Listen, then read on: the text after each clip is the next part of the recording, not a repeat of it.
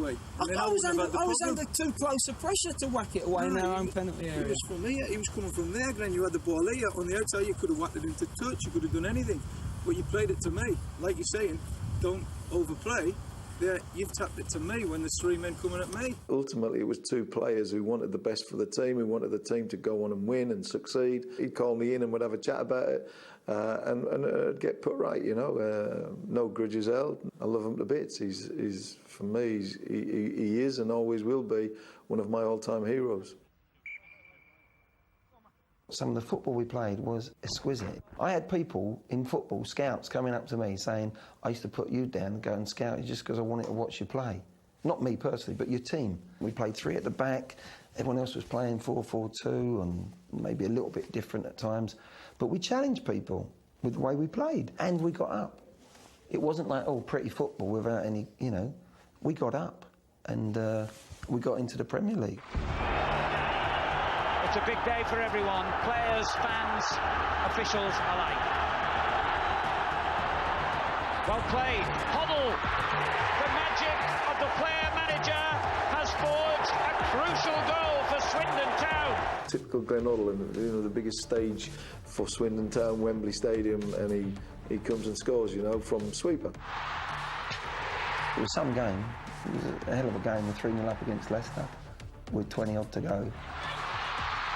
We were in total control. We were playing fantastic. Glenn pulling the strings from the back of the park, making goals. And they came back to 3-3. And Thompson has equalised!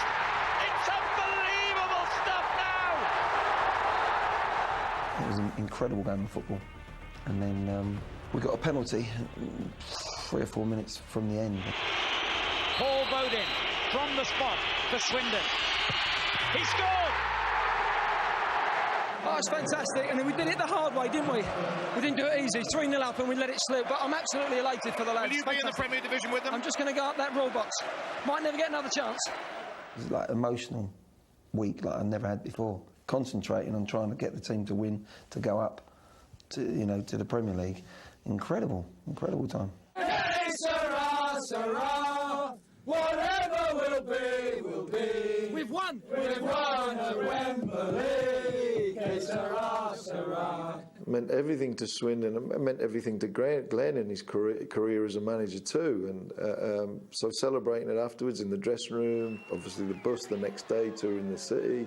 It was amazing, but it must have been a big worry for Swindon because suddenly this genius of a footballer had been thrust into the managerial stage, had proved himself quite quickly to be up to the task. And of course, you know, there was going to be a whole host of clubs waiting to get his signature, and that so proved the case. And sadly, at the start of the following season, Glenn had gone. Half of me wanted to stay and see if we could do something and stay up. That would have been the challenge. But in the end, I looked at it and I thought Chelsea, they hadn't done much for 20 odd years, since the 70s, really, cup final. Ken Bates was the chairman. I just felt it was the next step to go to. So I was torn a little bit, I really was, but it was tough. It was a tough time for me. Nobody blames him for taking the bigger job on. You know, why would he say no? And my only thought is, I wonder what would have happened to Swindon if Glenn had hung around. I'm fairly convinced that we would have stayed up in the Premier League.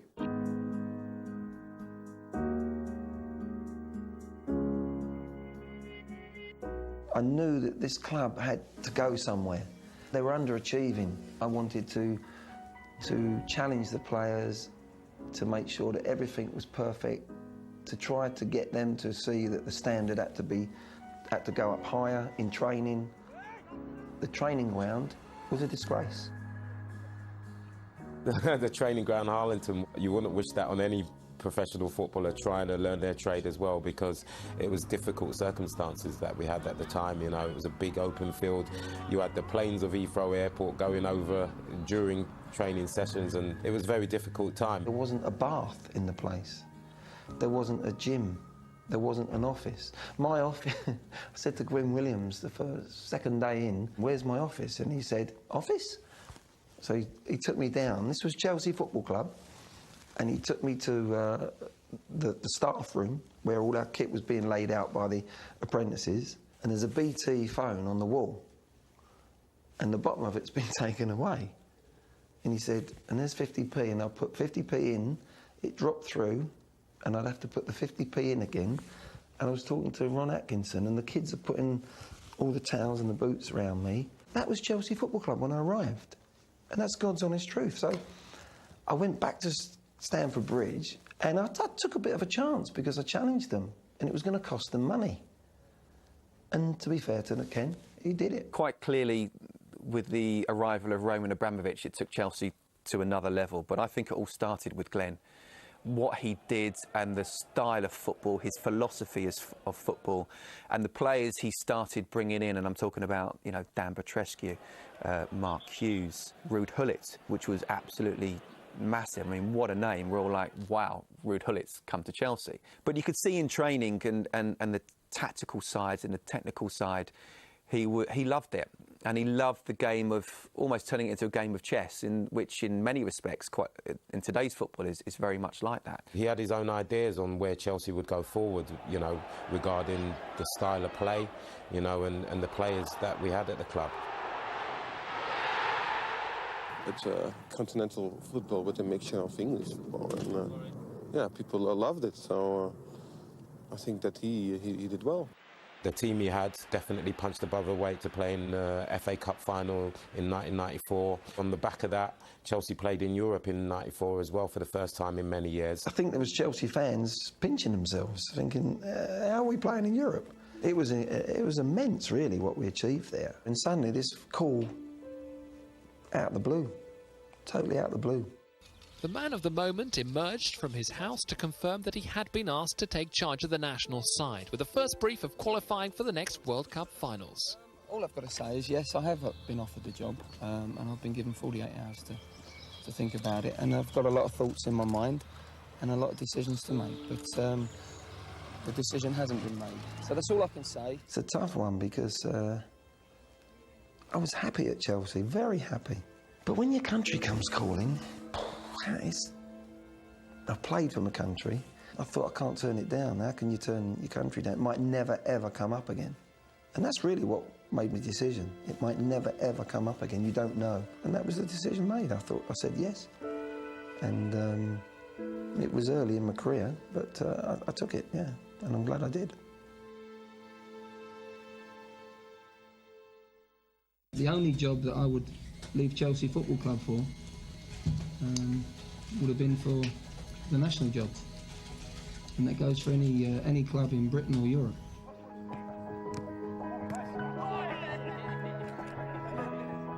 I loved it. I loved it. I mean, to get the cream of the country there for you, and then you had them to train them and guide them as to how you wanted the team to play, was exciting. To get Shearer and Ince and Sheringham and a young Beckham and a young Scholes, and it was fabulous. The other side of it was the tough side, and every England manager will tell you that. You know there's going to be problems there. There's never an England manager that's not going to get a problem, but the football side was the thing that I'm sure draws Roy to it now. It drew me, Terry Venables. It was working with the cream of the country. Don't get any better than that. I loved playing under him. I thought his sessions that he put on as a coach and as a manager were superb. You worked hard without really knowing it. He, without doubt, knew what he was talking about. Because players can easily suss you out, particularly England players. But Glenn knew what he was talking about. He changed systems, sometimes played 3 at the back, or wing backs, or 4 at the back, whatever suited the team at that particular time. It was always, you know, a test training, even warm-up, keeping balls up and that sort of thing. Glenn would join in. He would be the one who would show you how to do it. He had most amazing talent and was probably still, one of the best, if not the best at it. So it was, great to train next to someone you looked up to as a kid. Virtually every one of those players you mentioned just now, I think they've all written books. Nearly all of them said, you're an absolutely fantastic coach. And all of them have also said, at times, they felt you looked and sounded frustrated because you were better yourself as a player at doing things. Were you ever conscious of that? No, I wasn't really. I can't remember really thinking that I would put that across. Maybe they felt that way. I remember joining in a couple of times when there was an injury and I just went in because there was a body needed. So I went in and played because I could still play. Certain players said to me that it was good, they enjoyed that. And others maybe might have not said it to me, but they might have thought they didn't enjoy it. Perhaps they felt intimidated. Perhaps that was a mistake, I shouldn't have done that. For me, as a coach, I was never going to get frustrated with a player that couldn't do something, because everyone's got assets, and if you're at England level, they're there for a reason because they're good players. So it was about getting that out for me as a coach, as well as the structure of the team. What's your reaction when people say as a coach, you're aloof, you're distant, you're arrogant? I don't know about arrogant. I think I've worked with a lot of people who are far more arrogant in football than myself. I wouldn't say that's a trait of mine. I'm not an arrogant person. I wish I was more arrogant, actually, when I was a player. I was professional. I wanted things done right. And if it wasn't done right, the players would know. I don't think there's anything wrong with that at all. Well, you're probably asking the wrong person, because he gave me the England captaincy, so I think he was the best manager ever. I'm also sure that if you asked one or two others, they probably wouldn't agree, because he wasn't everyone's cup of tea. But I think what happened is that in most cases, that if you don't get on with the manager, it's because probably the manager's not picking you. I love him, don't get me wrong, brilliant footballer, and I would love to have had a better relationship as a player and a manager. But sadly, it didn't turn out that way, and he was the only one on a training pitch where I felt he was just digging me out in training in front of everybody just to try and make an example of me, when it was a little bit unnecessary. I got a bit frustrated and I swore at him, and that was the only time in my career I ever did that to my manager. Could your man management have been better? No, I think I spoke with people. I spoke with them on an individual level, all of them, different times, about the way I wanted them to play. Perhaps if I was England manager tomorrow, I'd do it a bit different. Of course we would. The number one thing for me was clarity. When they went on that pitch, whoever we were playing, the team needed to be drilled knowing what the manager wanted, what I wanted. And I think I got that.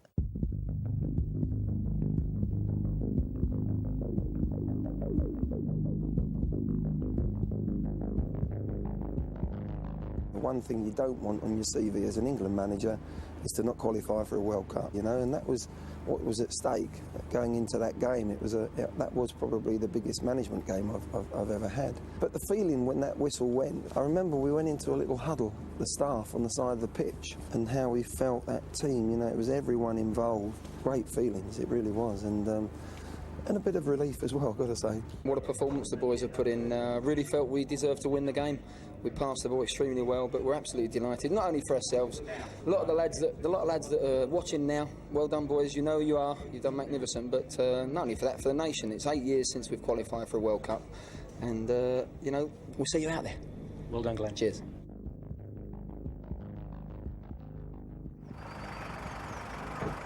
Keeping the faith, Glenn Hoddle arrived at Bisham to answer questions about Eileen Drewery, the 58-year-old faith healer who's been working with the England players.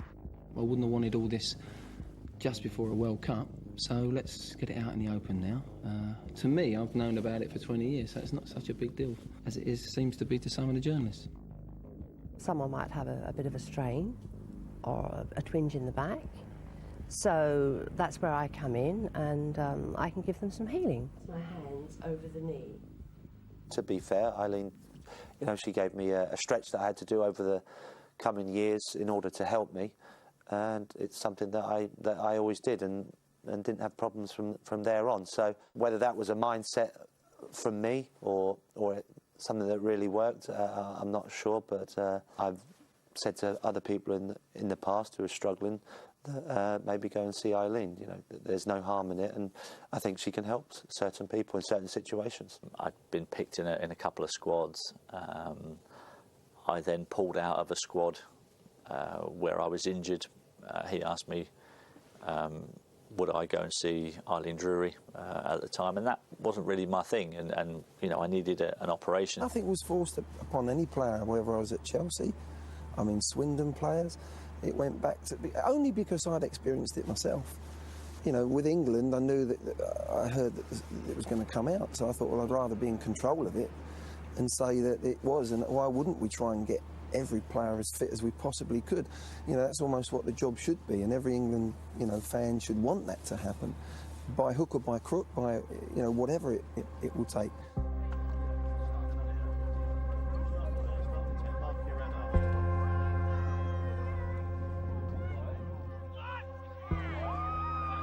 Lining up for the first time, Glenn Hoddle's class of '98. But it's the name of one of those expelled by the headmaster that dominates the news. Everyone focuses on the having to sadly leave Gazza out, which was the saddest moment, you know, management-wise decision I've ever had to make, because he just wasn't fit. He played in all the games in Rome. He was magnificent, but it had to be done. You know, you have to have big shoulders if you're England manager. Well, he's made a very bold, brave, courageous decision. He will have thought long and hard about it. It's not an easy decision, that. He's left the only player out who would have given us a bit of World Cup experience, because he played in 1990. Talking of decisions of national importance, at least one man was glad someone else had to make one for a change. Fortunately, there are some decisions that I have to take. There are other decisions for Glenn Hoddle, and he's the right man to take them. Yeah, it was a strange one. It was something that no one saw coming. It was a huge shock, even for the players. We all had to go in and have a 5 or a 10-minute slot with Glenn, and that, in a way, was him being as open, as honest as possibly could be. He wanted to give everyone the time to tell them whether they were in the squad or whether they weren't in the squad, and it was always going to be disappointing for some players. Paul wasn't too pleased, and one or two things in the room went astray, I think. It was a very, very sad decision I had to make, but there was others there that were just as gutted as Paul. If Gazza or somebody else had been left in the squad, I'd have probably got this, you know, criticism for that as well. You know, you're damned if you do and you're damned if you don't sometimes, but you have to be honest to yourself. That's the main thing. Be honest to yourself, and you make the, you know, hopefully the right decisions.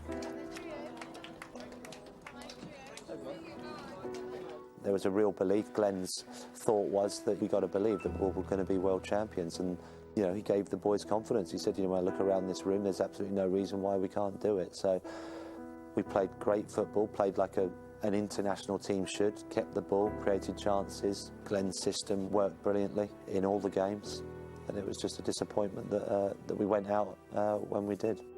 Well, I genuinely believe if we had got through that Argentina game, I think we would have went on to actually win the tournament. I think confidence was high. We could have crumbled when David got sent off. We didn't. It was a great togetherness, and it was a great performance. And once again, but for penalties. How many times have we heard that as England players? I mean, it was an absolute incredible performance from the players. It really was. It's such a big game to play so well with 10 men for so long. And, you know, there was times when we felt we'd won it in the game with Sol Campbell's goal, you know, the ups and downs. I've never been involved in a game with so many ups and downs. And then the emotion of the penalties and all them things, it was a very emotional night, I remember that, yeah.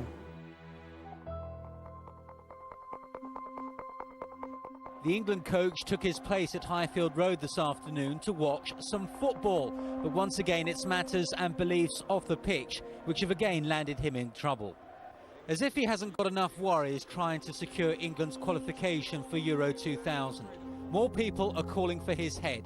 In the wake of reports, he said, disabled people were being punished for their sins in a former life. According to the newspapers, this was D-Day for Glenn Hoddle, and as far as his career in football is concerned, this surely was one of the longest days, as he and the country waited to discover his fate. I think if he's really said it in the way he's reported to have said it, it's very offensive, and So I think it's difficult for him to stay in those circumstances, yes. The only thing I say, I mean, I've had enough experience of going through these types of interviews and all the rest of it, is just let us, you know, hear his explanation first. Yes. The man himself walked through the massed ranks of the press he sees as so hostile to give them and the country his statement.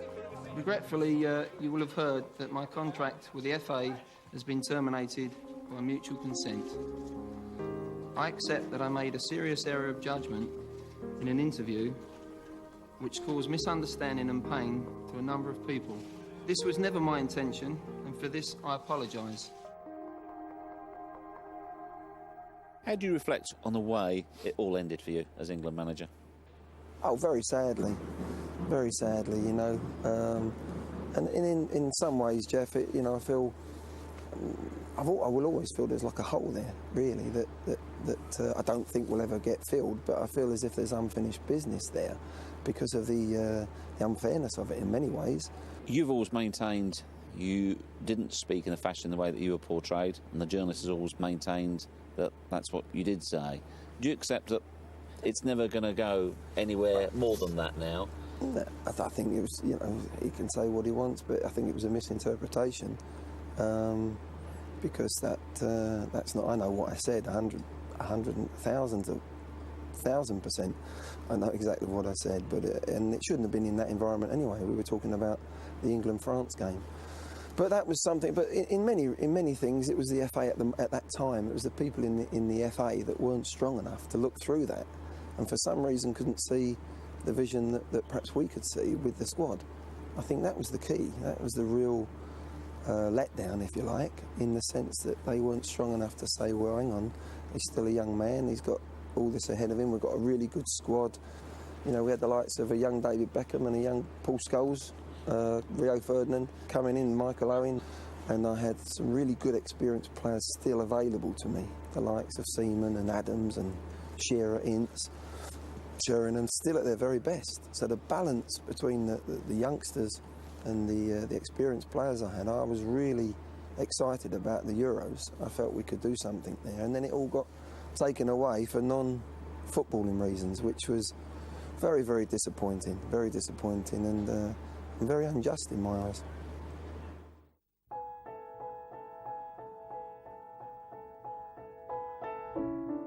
It was very disappointing, there's no doubt about it. I'm not sure how much we've recovered since then, to be honest. I think the manner in which that team played, I don't think we've seen since. I think Glenn is suited to international football, I don't think there's any doubt about that. Who knows, in the future, there may be another chance for him to do it. I hope so.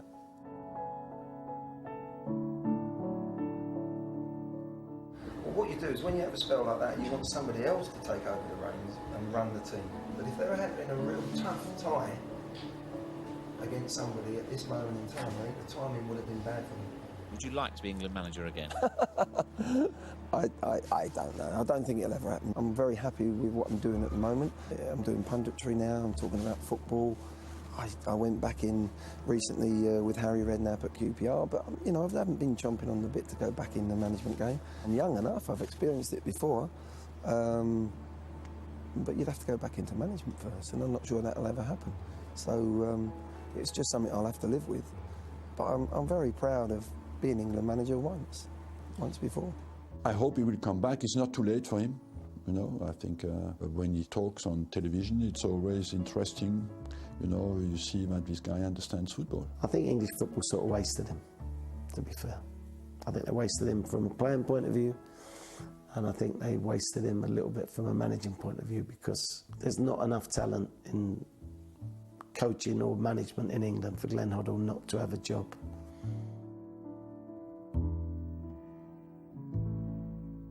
I'm very grateful for the career that I've had as a footballer and what it's given me in my life. I've learned so much. I've had great times with great people, made great friends. It's a very, very special sport, and I just hope it stays pure and people just see it for what it is, which is the beautiful game. Here's Hoddle with room, going for goal. Oh, sensational!